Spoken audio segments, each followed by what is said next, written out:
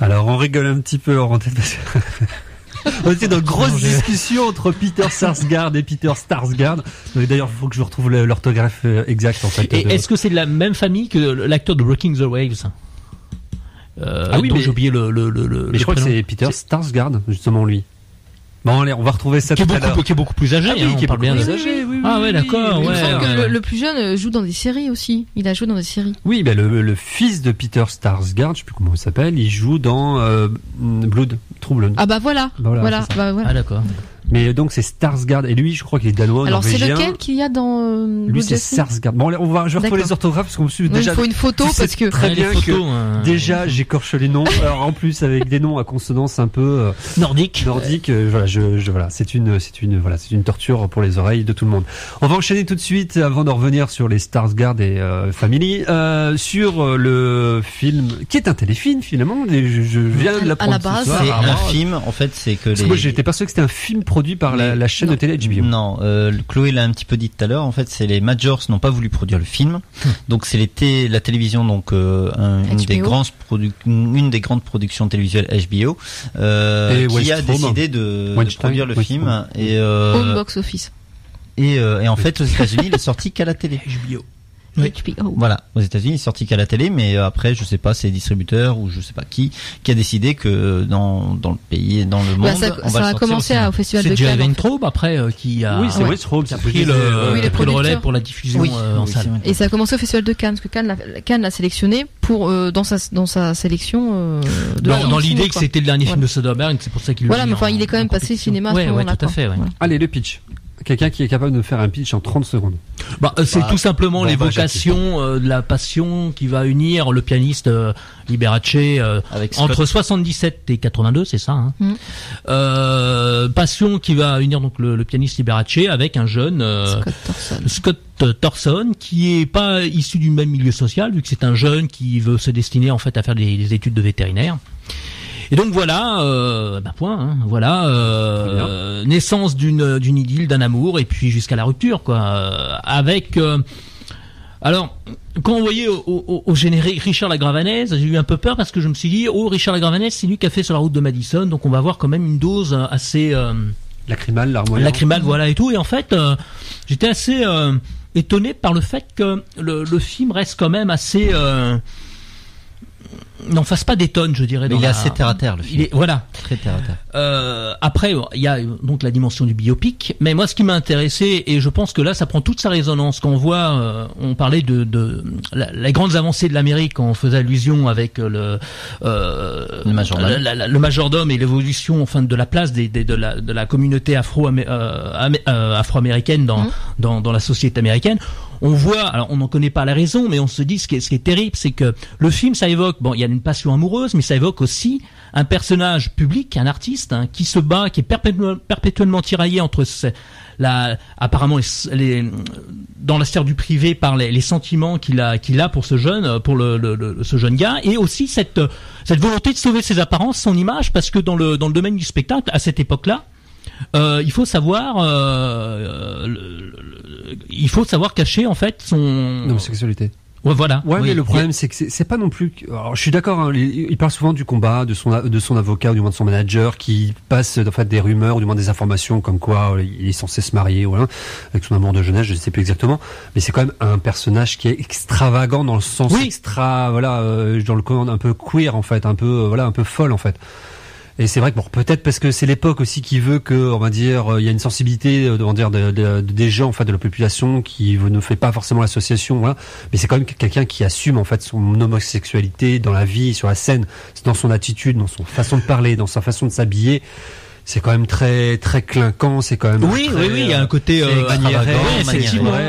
Voilà, c'est pas non plus le mec qui joue le macho, c'est pas non plus il joue pas de ça. Mais voilà. Il est censé aussi quand même avoir un côté charmeur, le chanteur de charme. Oui, et il y a quand même un élément qui est furtif, ça se finit donc leur liaison, leur rupture c'est 82. Mais on arrive à 84, à la date de son... Avec le parallèle avec notre acteur. Oui, Rock Hudson, il y a une évocation, et moi je m'en souviens très bien de l'ampleur que ça avait pris en fait le phénomène lorsque Rock Hudson avait en fait avoué. Il a fait son coming out. De toute façon, il pouvait pas faire autrement. Voilà. Et Rock Hudson, ça a été aussi une icône, vraiment le séducteur, etc. Et donc c'est intéressant de voir. Ça serait intéressant de savoir pourquoi les studios aujourd'hui n'ont pas voulu produire un film comme ça. Je vois pas en quoi il y a. Je le trouvais trop gay. Non, mais je vais te. Mais voilà, c'est qui est terrible, quoi. Je veux dire. Mais Soderbergh et Douglas qui étaient là à Deauville expliquaient justement que c'était tout simplement trop gay. Ah oui, et en fait Douglas disait enfin d'une manière un peu marrante, il disait ils ont cru que c'était Jekyll et Jason Bourne qui allaient coucher ensemble. Voilà, parce qu'il est donc trop gay. Ouais. Voilà, le personnage de Wall Street et le personnage de Jason Bourne de la mémoire dans la peau qui allaient coucher ensemble, quoi. Pour eux, c'était ça. Ils sont pas allés voir plus loin. C'était un film trop gay, point barre. On prend pas de risque avec ça. Voilà. Donc c'est comme ça que Soderbergh et Douglas l'ont expliqué. Il dit effectivement. Et puis bon, c'est pas nouveau que les studios prennent beaucoup plus de risques actuellement. Maintenant, il faut des trucs qui vont apporter de l'argent. Et même si on a l'impression que ça fait des gros flops, de toute façon, tant qu'ils rentrent dans leur budget, c'est bon, quoi. Voilà. Donc c'est pour ça à la base qu'ils ont refusé ça. Mais l'extravagance du personnage, elle détonne par moment, mais elle va quand même de pair avec la façon dont Soderbergh, je trouve, traite certains aspects. Moi, je trouve toute la partie sur quand le personnage de Michael Douglas, Liberace, souhaite qu'en fait Scott, c'est ça, change son apparence. En fait, il y a tout le passage sur la chirurgie esthétique. Le personnage de Rob Lowe, le trait est forcé, quoi. C'est extraordinaire, mais ça ne peut être que volontaire. Je peux pas croire. On est le personnage de Liberace en lui-même est caricatural. Oui. Et c'est là que je trouve que Douglas est bon parce que. Est-ce qu'on peut quand même dire que la prestation de Michael Douglas. Mais pas que Douglas. Oui, non, mais déjà, de Michael Douglas. Moi, j'ai oublié à un moment, hein. Oui, vraiment extraordinaire. Mais là que je trouve extraordinaire, c'est que le personnage est une caricature en soi. Oui. Et pour autant, il le joue pas d'une matière caricaturale. Non. Et ça, c'est d'une manière super dur à faire. Avec beaucoup de sensibilité, en fait. Voilà. Moi, et c'est ça qui est pour le personnage. Complètement réussi, quoi. Voilà. Et à côté de ça, il y a Matt Damon qui, moi, franchement, pour un moment dans le film, je me suis dit, mais merde, mais il nous fait un truc là. Oh, je l'avais jamais vu comme ça, je crois. Voilà, je me rappelais plus. Peut-être qu'il l'a fait avant, mais j'ai pas vu tant de films comme ça avec lui. Mais je me suis dit, mais il nous fait un truc de malade là. Dans son petit slip à paillettes. Ah ouais. C'est magnifique. Mais il fait des choses quand il s'emporte dans ses colères là avec sa chirurgie esthétique, ses jours, ses pommettes refaites, machin. Non, il nous fait vraiment un truc vraiment très en retenue, vraiment très comme ça, oui, il en fait pas des tonnes. Alors qu'on le film pourrait être que de la caricature, on n'est jamais dans la caricature, quoi. C'est toujours des Alors, c'est vrai que Michael Douglas et Liberace très extra, donc c'est beaucoup plus visible, mais en même temps il joue très bien, c'est extraordinaire. Ce changement de voix, sa voix suave, elle est magnifique, quoi. Très maniérée. Et Matt Damon, par contre, tout est en fait tout dans la subtilité, c'est des petites mimiques, c'est vraiment très imperceptible et on sent. Mais voilà, puis bon, on parlait Rob Lowe qui est en fait une sorte de tic vivant sur. Je repense à cette séquence d'opération où il est avec les yeux. C'est extraordinaire avec ses petits regards en coin. Quand il essaie de sourire à un moment, ça coince un peu. Il explique que de toute façon, c'est pas grave. L'œil se fermera plus totalement maintenant, dorénavant, mais ça aura toujours un air éveillé. Donc, non, mais c'est vraiment extraordinaire. Puis même il y a Daniel Aykroyd qui est très bien. Scott Bakula qu'on n'avait pas vu au cinéma depuis un petit moment. Mais mais c'est vraiment prestation extraordinaire. Moi, ce qui me sidère toujours un petit peu chez Soderbergh, c'est la façon de traiter l'image. Dans la première partie du film, il y a un cachet très 70. Il joue avec le kitsch de Liberace. Mais même par exemple, on parlait tout à l'heure de style un peu télévisuel, machin, tout ça. Moi, c'est vrai que ça m'a pas fait cette impression-là. Alors peut-être parce que j'avais vu, ça faisait, je pense, longtemps que j'avais pas vu un film qui m'avait fait plaisir comme Liberace. Mais dès les premières images, je me dis ça y est, on passe à autre chose, on passe au niveau supérieur quand même. On sent, pour moi, il y avait même une certaine virtuosité au début dans les premières séquences du film. J'ai trouvé, dis donc, voilà, il nous montre le niveau là quand même. Voilà, parce que ça faisait, j'avais vu plusieurs films, mais je me dis. Ouais, mais déjà dans Effets secondaires, déjà tu ressens qu'il tape dans un niveau un peu plus fort quand même.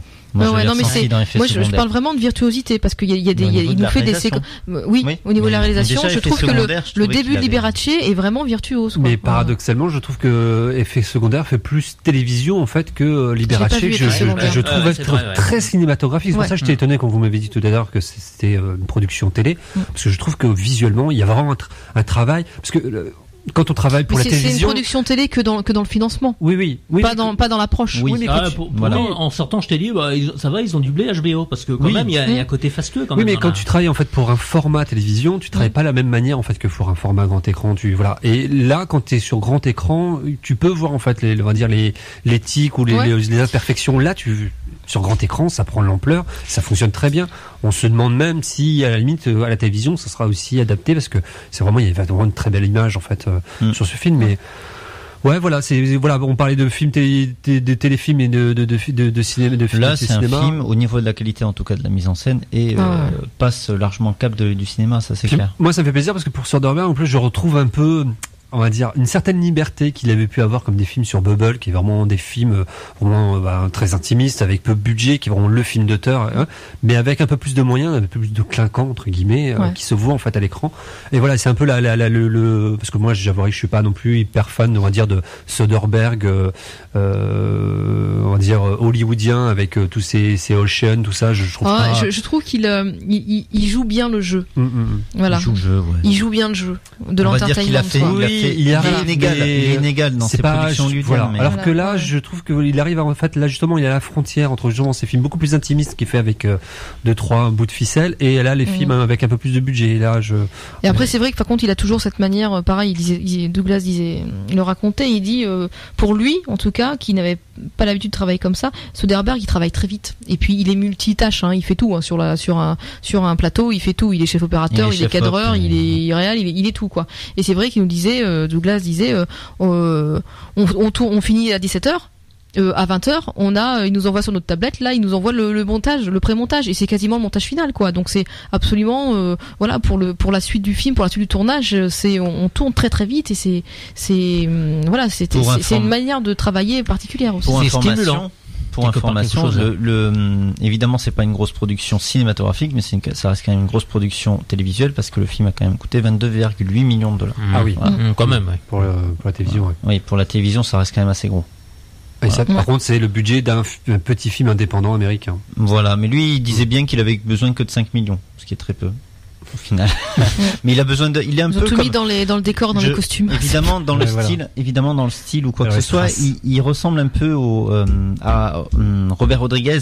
Dans le style, il a besoin de très peu de moyens pour faire des films. De toute façon, mais après, bon, évidemment, c'est pas le même talent.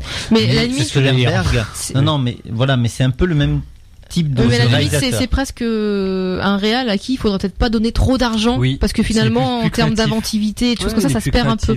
Et moi j'aime bien effectivement quand ils ont moins d'argent, parce qu'ils sont obligés de chercher. Bon, par contre, moi je suis quand même pas forcément fan du film.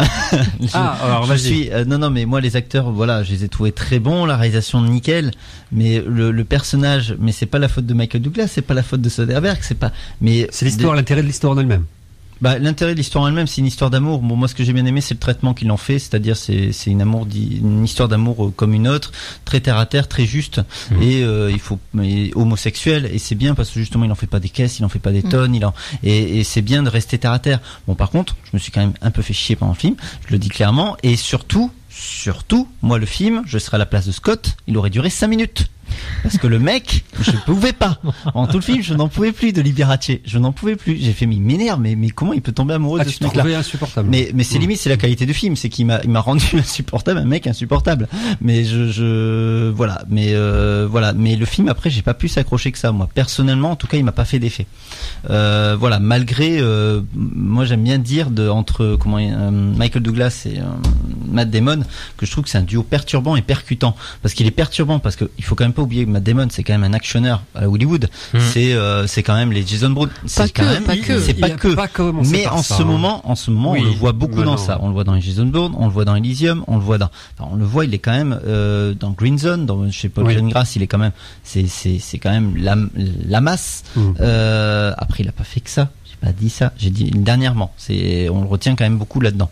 Et Michael Douglas qu'on n'avait pas revu. Et si c'est vrai que les voir tous les deux, c'est assez perturbant, mais c'est à la fois c'est jouissif limite parce qu'ils sont terriblement bons quoi. Ça a été soulevé aussi à Deauville aussi, c'est que Douglas, la question lui a été posée, mais est-ce que c'est un rôle que vous auriez accepté il y a 15 ans de ça? Voilà, il a dit clairement non, parce que de toute façon effectivement lui il a la fameuse sa fameuse trilogie du sexe là avec Basic Instinct machin et les autres je sais même plus ce que c'est. Harcèlement, harcèlement, liaison fatale. Et effectivement il a toujours une image très virile, Douglas au cinéma. Ces personnages, que ce soit même Wall Street, tout ça, enfin c'est très viril. Il disait non, tout simplement déjà j'aurais pas pu le faire parce que je m'en sentais pas forcément capable, mais en plus c'était pas l'époque. Donc là du coup on est en plein mariage gay là actuellement en France, en Europe, tout ça, aux États-Unis, il y a des trucs qui se décoincent, tout ça. Donc il dit oui, c'était vraiment la bonne période parce qu'en fait Soderbergh a eu l'idée de Douglas dans ce rôle-là des trafics en fait. Voilà, donc il y a eu quand même du temps entre deux il disait très clairement que non, il n'aurait pas pu jouer ça avant. Il pouvait pas se permettre vis-à-vis de son image auprès des gens, ou est-ce que lui psychologiquement était pas prêt? Il disait les deux. Il disait je pouvais pas me permettre par rapport à mon image, puis on était dans la société, on n'était pas au même moment, au même endroit, donc il dit je pense que j'aurais pas pu le faire. Voilà, il n'aurait pas osé le faire. Et est-ce que le fait d'avoir été lui-même malade l'a peut-être sensibilisé à interpréter le personnage de Liberace ou... Il disait pas ça comme ça. Il disait plutôt que c'était comme une troisième chance, quoi. C'est-à-dire, il a été attendu pour ce film. Soderbergh le voulait, donc voilà, ils ont attendu qu'il guérisse de son cancer pour le faire. Et donc c'est vrai que bon, il a pris un peu Après c'est cette histoire, ça fait un peu histoire à la Hollywood, mais il disait oui, c'est comme une renaissance quoi. Parce que mais c'est pas sur ce plan-là, c'est de se dire de fait d'avoir été malade et de se dire maintenant mais il le dit pas comme ça. Il le dit pas comme ça. De toute façon mon image maintenant j'en ai rien à faire, donc je vais faire ce qui me plaît en fait. Non, il l'a pris comme une possibilité d'acteur voilà, mais il le dit pas comme ça justement. Il met pas de pathétisme dedans ou de un peu de people ou de machin, il met pas le côté mélo dedans. Voilà, donc ça c'était intéressant comme approche aussi. Et non, il a expliqué, qu'il voulait surtout pas le rendre ridicule. Parce que par rapport à ce que disait tout à l'heure Florent, c'est vrai que c'est une histoire d'amour. Alors qu'au début, c'est vrai qu'au début, on se dit oulala, on est dans la cage aux folles, quoi. Oui. Voilà. Et puis dès que ça y est, on n'est pas dans la cage aux folles. On est surtout pas. Ils sont toujours on est surtout pas dans la cage aux folles. Et c'est ce qu'il voulait faire. Il me dit, je voulais montrer une histoire d'amour. Voilà. C'est pas une histoire à la limite qui soit homo à la limite. Bon voilà, mais c'est une histoire d'amour. Ça a toujours été la qualité de Soderbergh, de toute façon, dans pratiquement toute sa filmo, c'est-à-dire qu'il détourne toujours on va l'attendre quelque part, mais il va l'esquiver à chaque fois. Effet secondaire, c'est vrai qu'on s'attend pas, ça part sur un truc, et puis après ça finit sur un autre truc. C'est pareil pour Hors d'atteinte, c'est un peu le même style, t'as une histoire d'amour, mais à la fois derrière c'est un polar. C'est un mélange de tout un tas de genres, et il réussit à merveille à manier les genres, mais comme il faut, et à surprendre surtout. Et c'est vrai que Ma vie avec Liberace surprend dans cette espèce d'ampleur, mais une ampleur très terre à terre au final. Et c'est la qualité du film. Au final, c'est quand même je le renie pas. C'est un faux biopic aussi, parce que c'est pas biopic, c'est la vie de Scott Thorson, hein. C'est pas la vie de Liberace. Oui, c'est adapté de son roman. Oui, puis de toute façon, à un moment, on lâche complètement Liberace. On se retrouve à Scott Thorson et comment il s'en sort ou pas, quoi. On t'en reste pas non plus mais beaucoup de temps avec lui, mais c'est vrai. C'est pas on arrive à Liberace par Scott Thorson et on le quitte en fait, même si on le revoit, c'est toujours à travers c'est toujours à travers les yeux de Scott Thorson. D'ailleurs, je me demande même si je crois qu'il y a pratiquement pas de plan ou du moins de vision en fait de Liberace quand Scott Thorson n'est pas là. Je m'en mets en fait. On en a quelques-unes, mais c'est toujours de toute façon. C'est toujours via en fait sa présence et son regard. Ouais. Jackie, tu veux rajouter quelque chose ? Non. Bon, alors on fait le tour de la table pour la conclusion et le conseil ou pas, Jackie ? Bah oui, je crois qu'il faut le voir. Hein. S'il y a.